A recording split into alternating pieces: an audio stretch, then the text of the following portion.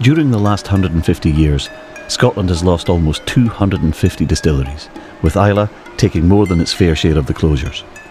Only 7 of the original 20 survived. This turbulent history left many of the remaining distilleries, including Bruichladdich, with an increasingly uncertain future. And of course, during this period, the distillery had been subjected to various changes of ownership. As Invergordon was bought out by White Mackay, and White Mackay had sold to Jim Beam Brands, and Jim Beam Brands had been bought by Fortune Brands.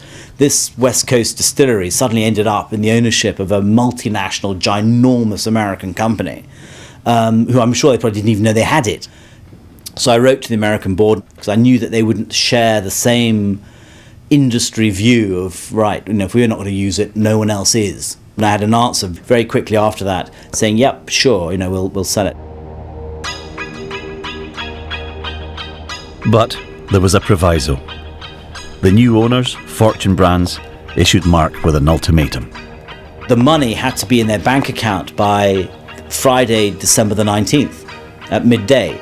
And the ultimatum was that if it's not there Friday midday, everything's off.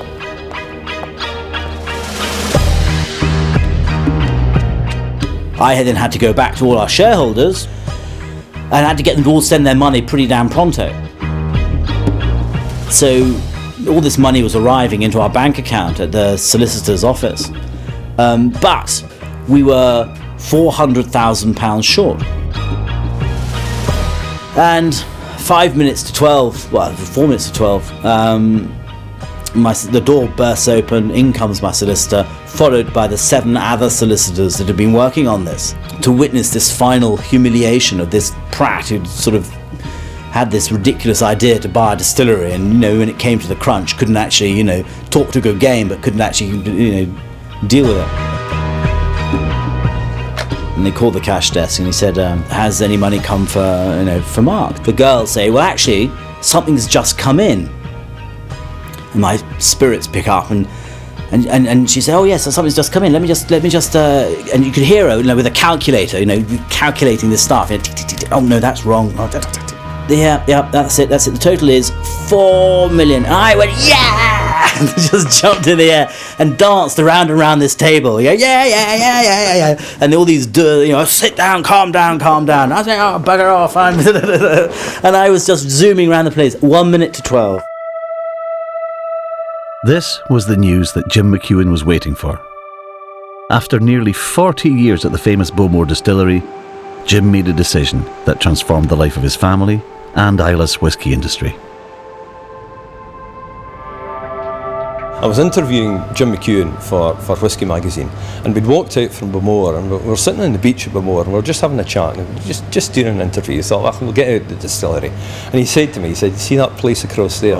You should watch out for that one, I have my eyes set on it. And he was manager at Bowmore at the time, and that was the kind of little first, well, he kind of told me roughly what was going to happen, and it was fantastic. I had to keep stum for a while, but fantastic news. I have to say, I take my hat off to him, his courage for doing so, because you're approaching retirement age. You've been 40 years with the one company. To jump ship at that last minute, that takes an awful lot of courage, especially with some nutter from down south on a harebrained scheme about getting this thing going. So I have to take my hat off that he had the courage to do so.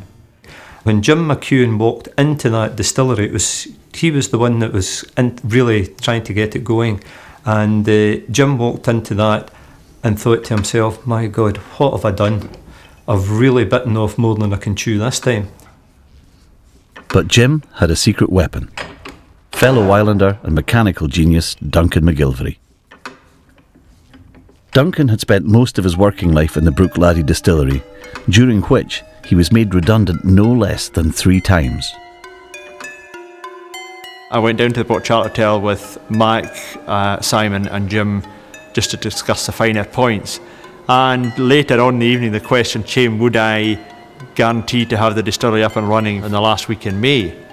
So 2 more drams and I said, yes, we'll do it. I walked in 3 weeks later and thought, my God, what have I done here, The machinery was creaking, there was a lot of rust, the walls were black. There was a big job ahead of us. and we got stuck in, and we did open up at the end of May.